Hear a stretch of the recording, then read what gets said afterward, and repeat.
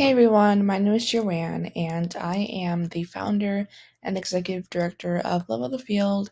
We are a nonprofit organization based in the DC region, aiming to provide all students a fair academic preparation for success.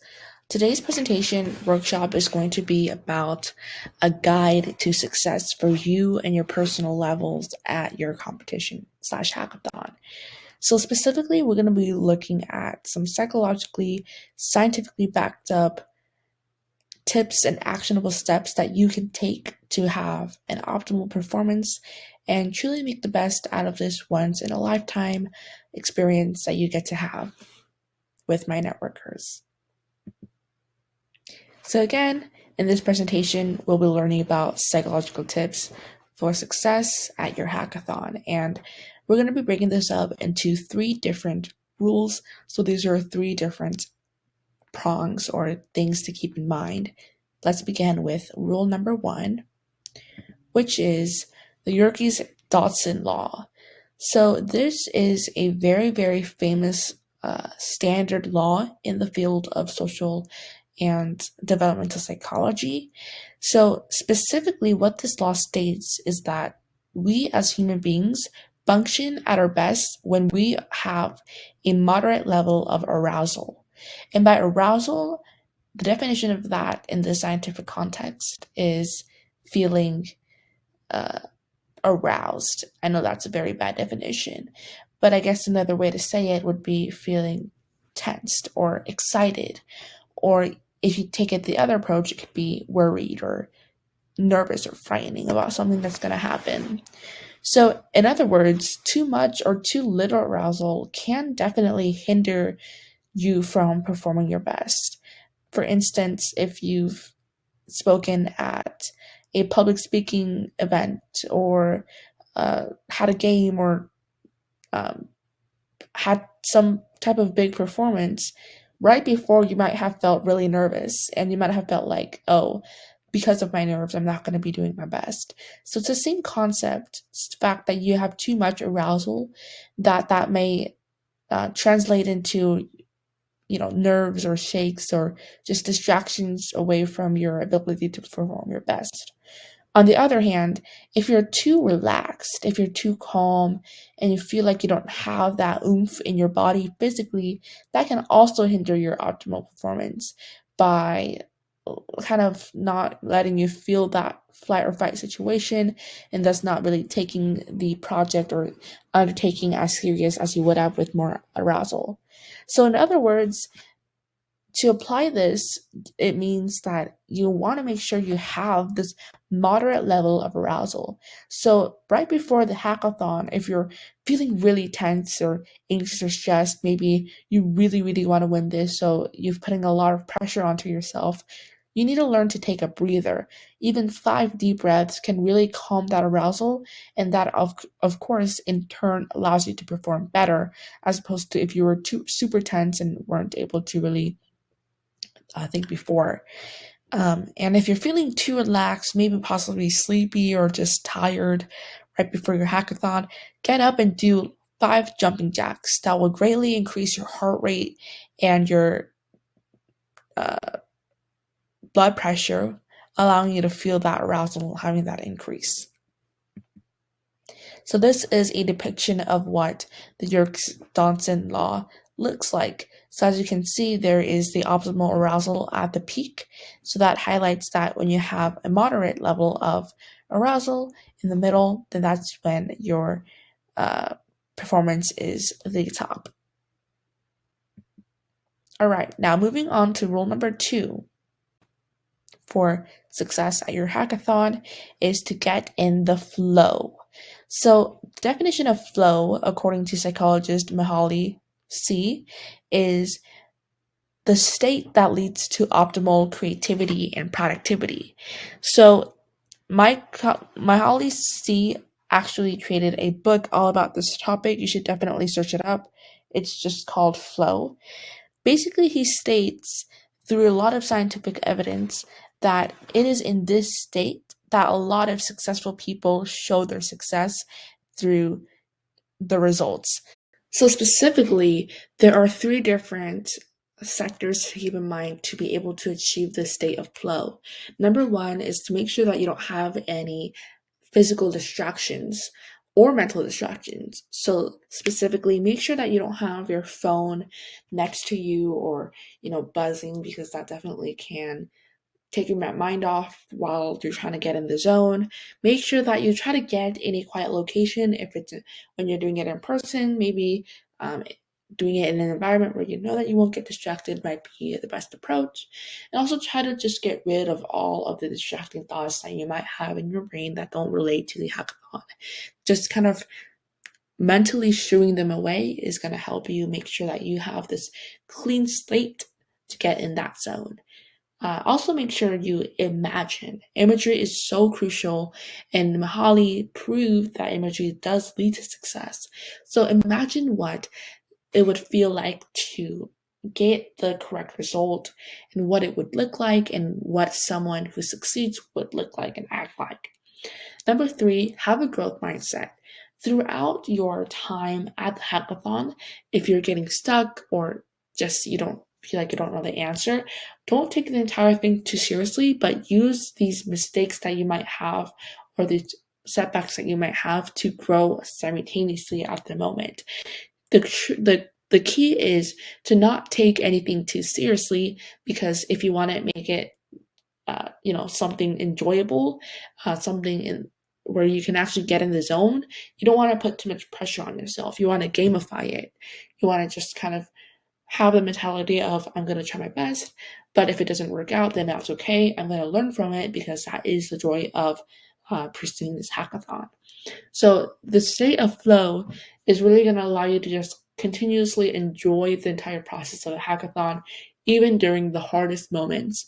So make sure that you try to exemplify these three different prongs, and you'll be set to go for getting in the zone.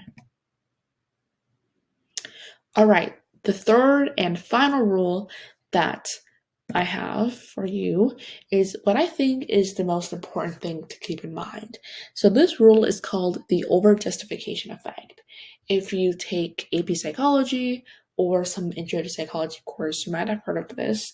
This is an extremely important effect or theory that has been studied and can be applicable to many things, and it definitely can be applied to this hackathon and your success and your ability to succeed in it.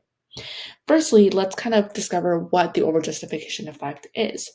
It essentially states that if you have too much extrinsic motivation at the expense of intrinsic motivation, then you might not actually achieve the results that you want.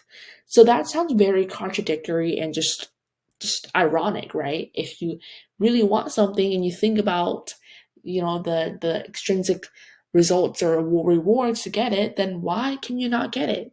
Well, the thing is, the key to success lies in the joy of completing the task at hand. So it lies in the joy of completing the process. If you look at, the top 100 most successful people in the world, chances are that most of them say that they enjoy their job. They enjoy the process of attaining that set of success. So, in other words, it's important to have intrinsic motivation. It's important to intrinsically enjoy the task at hand, which in this case is coding hackathon, um, rather than just keeping your mind too occupied with getting first or with the tangible rewards that winning the hackathon might bring, or the idea that oh, winning this is going to be great for my college application.